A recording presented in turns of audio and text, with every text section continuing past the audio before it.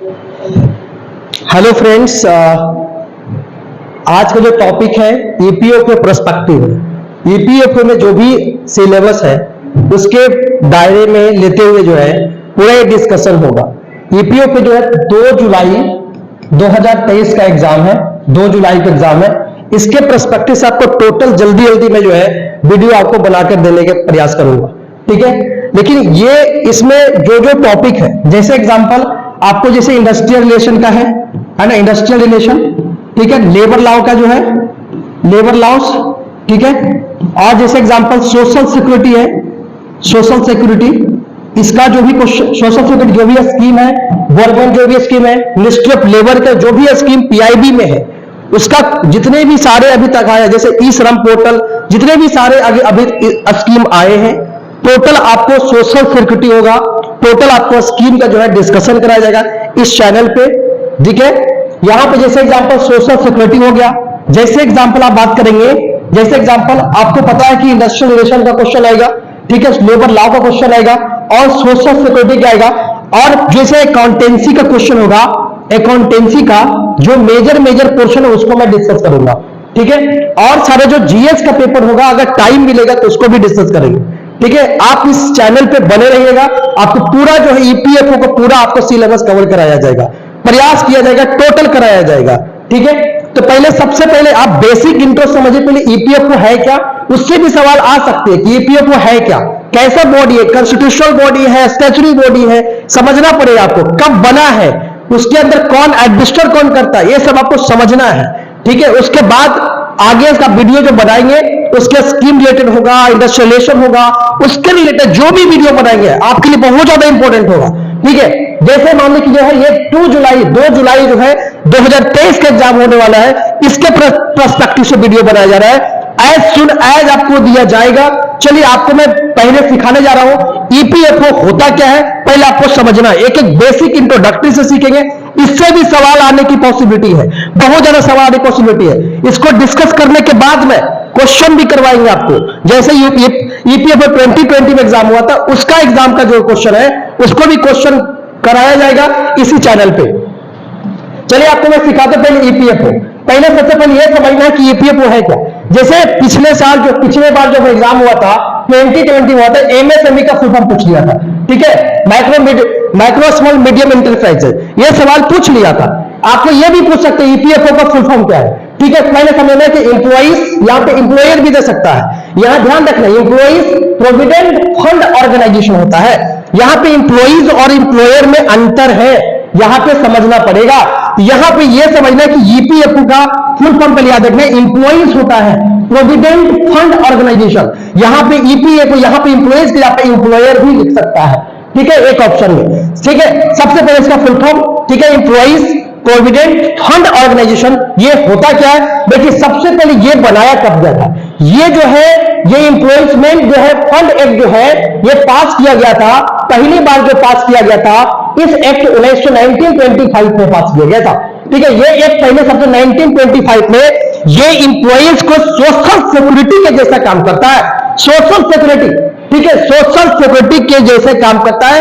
1925 में बनाया गया था, ये फर्स्ट प्रोविडेंट फंड था।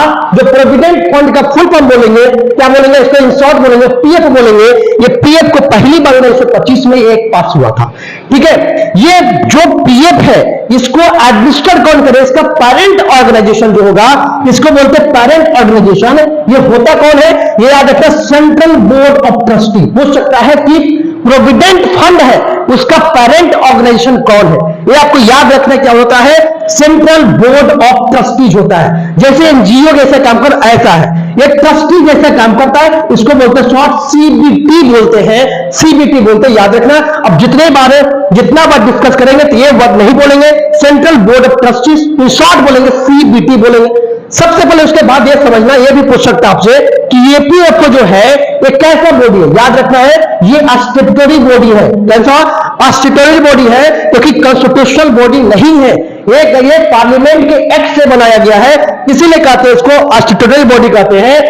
इसको याद रखना आपको, ठीक है। आगे आपको जानना है कि ये ऑर्गेनाइजेशन जो बना है इसका एग्जीक्यूटिव कौन अभी है? अभी एग्जीक्यूटिव नीलम एस राव है, याद रखना है। ये भी पूछ सकता है आपसे कि अभी एग्जीक्यूटिव जो है ऑर्गेनाइजेशन का जो भी है एग्जीक्यूटिव कौन अभी हैंडल कर रहे हैं, तो नीलम एस राव कर रहे हैं, याद रखना है ये जो। लेकिन इंडिया में कब बना ईपीएफओ? देखिए इंडिया में जो बेसिकली आफ्टर द इंडिपेंडेंस जो है 1947 के बाद जो है इंडिया में जो ईपीएफओ बना है 4 मार्च 1952 को बना है। ये डेट आपको याद रखना है, 4 मार्च 1952 को जो है ये ईपीएफओ को जो है ऑर्गेनाइज किया गया है आफ्टर द इंडिपेंडेंस। इसका हेडक्वार्टर कहां पे? याद रखना है दिल्ली में, न्यू दिल्ली में हेडक्वार्टर है, ठीक है। उसके बाद याद रखते हैं इस एक्ट को, अभी बताया इस एक्ट को एडमिनिस्टर करने के लिए होता है central board of trustee, CBT होता है, आपको याद रखना है सेंट्रल बोर्ड ऑफ ट्रस्टी होता है।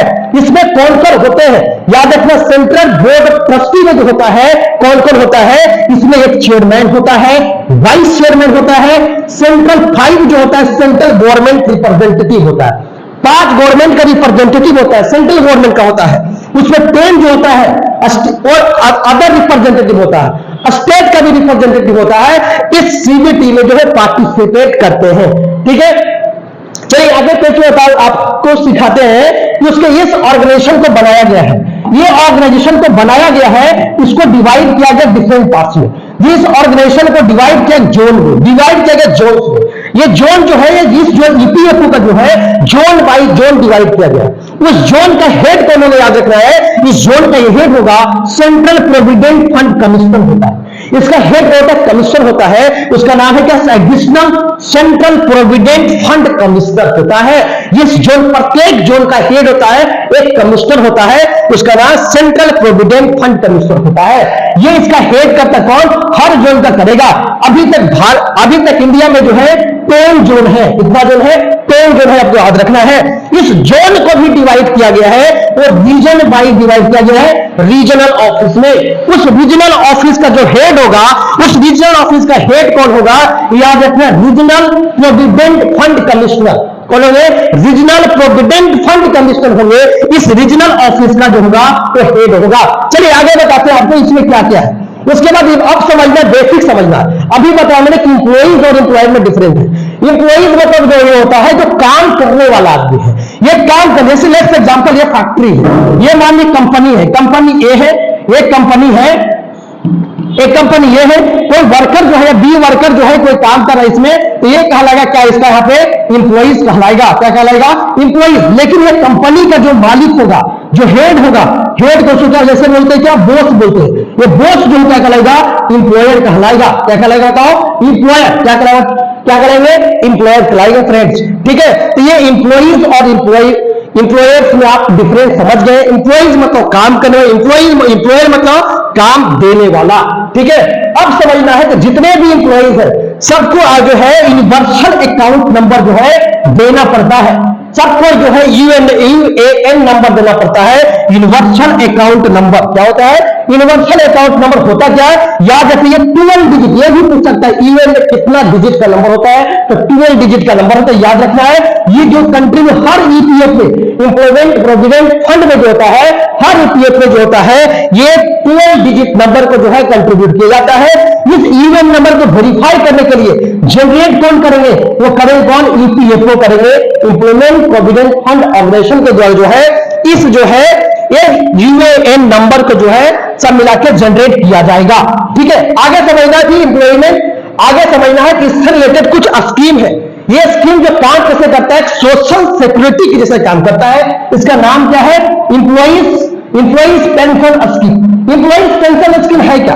ये इंप्लॉइज पेंशन स्कीम जो बेसिकली याद रखना है, employees pension scheme in short बोलते हैं ईपीएफ। क्या बोलते हैं? ईपीएफ। एम्प्लॉयमेंट जो है इंप्लॉइज पेंशन स्कीम जो है, मतलब इंप्लॉइज को पेंशन मिलेगा।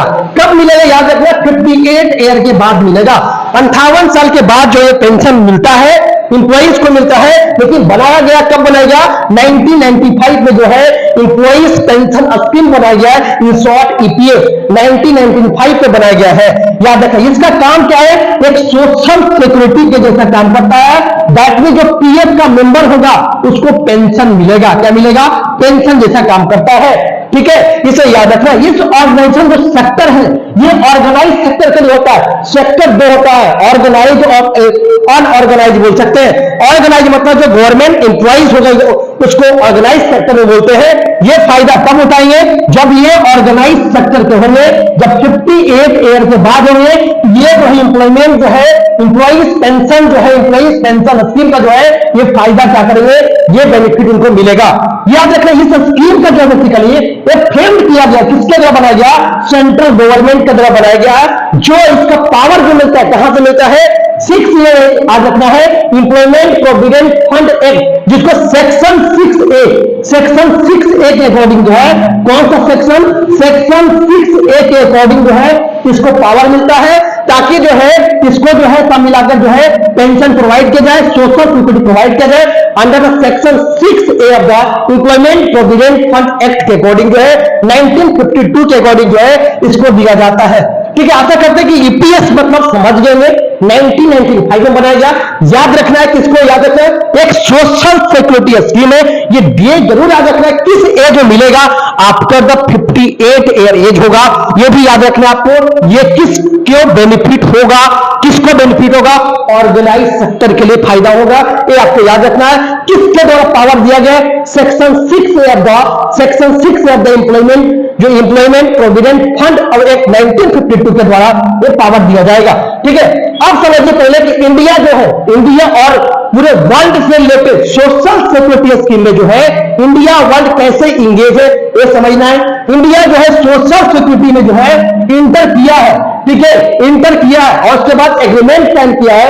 बहुत सारे कंट्री के साथ वो साइन किए हैं, जिसमें जो है 18 कंट्री जो है के साथ जो है इंडिया जो सोशल सिक्योरिटी स्कीम का जो है वो जो है बेसिक एग्रीमेंट साइन किए। जैसे एग्जांपल जो बेल्जियम के साथ, जर्मनी के साथ, स्विट्जरलैंड के साथ, फिनलैंड के साथ, नॉर्वे के साथ, ठीक है, ऑस्ट्रेलिया के साथ, फ्रांस के साथ, स्वीडन के साथ, ऑस्ट्रिया के साथ, जापान के साथ, और जो है कम से कम एक कंट्री के साथ, और जो है सब मिलाकर 18 कंट्री के साथ जो है सोशल सिक्योरिटी एग्रीमेंट जो है वो वर्ल्ड के साथ जो है साइन किया, इंडिया के द्वारा साइन किया गया है। अब समझिए पहले कि ईपीएफ पे जो है इंप्लॉयमेंट प्रोविडेंट फंड है, इसको कैलकुलेशन में कितना कंट्रीब्यूट करते हैं ये याद रखना है। जो अलाउंस मिलता है, जो अलाउंस मिलते हैं, जो भत्ता मिलता है, उसको जो है अलाउंस जो मिलते हैं, इस अलाउंस में जो है वो 12% जो है पार्टिसिपेट करेंगे। और प्लस उसमें ये ऐड होगा जो इंप्लॉइज जो है, जितने भी इंप्लॉइज है अक्रॉस द बोर्ड जो है वो डिसाइड करेंगे, तो वो भी जोड़ा जाएगा। दोनों जोड़ के जो है सब मिला के जो है उसको ईपीएफ को जो है कैलकुलेट किया जाएगा। लेकिन इसमें से 12% जो है बेसिक अलाउंस हो गए और जो दिया जाएगा बोर्ड्स के द्वारा दिया जाएगा। ये था ईपीएफ का कैलकुलेशन के बारे में। ठीक है, आशा करते हैं कि टोटल जितने सारे चीजें था, जितना भी ईपीएफ के बारे में टोटल बेसिक से लेके कैसे कैलकुलेट होगा इसके बारे में टोटल बताया गया। ईपीएफओ है क्या ये बताया गया। ईपीएफओ में जो है कौन सा स्कीम एम्प्लॉइज पेंशन स्कीम था, उसके बारे में डिस्कस किया मैंने।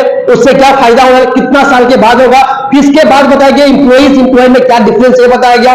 फिर ये बताया इसमें कि इसमें जो फायदा क्या होने वाला है ये बताया, इसको कैलकुलेट कैसे करते हैं। ठीक है, इसमें ये बताया। आशा करते हैं कि आप लोग सीख गए होंगे। ठीक है, और इस वीडियो को बहुत ज्यादा अच्छे से देखिए और लाइक कीजिए, शेयर कीजिए। ठीक है, आपको इस चैनल पे टोटल जो है आपको जो है ईपीएफ आशा करेंगे 2 जुलाई का एंड तक आपको टोटल देने का प्रयास करेंगे। कल आपको 4 से 5 वीडियो जाएगा इस चैनल पे, आप देखने का प्रयास कीजिएगा। Thank you, all the best.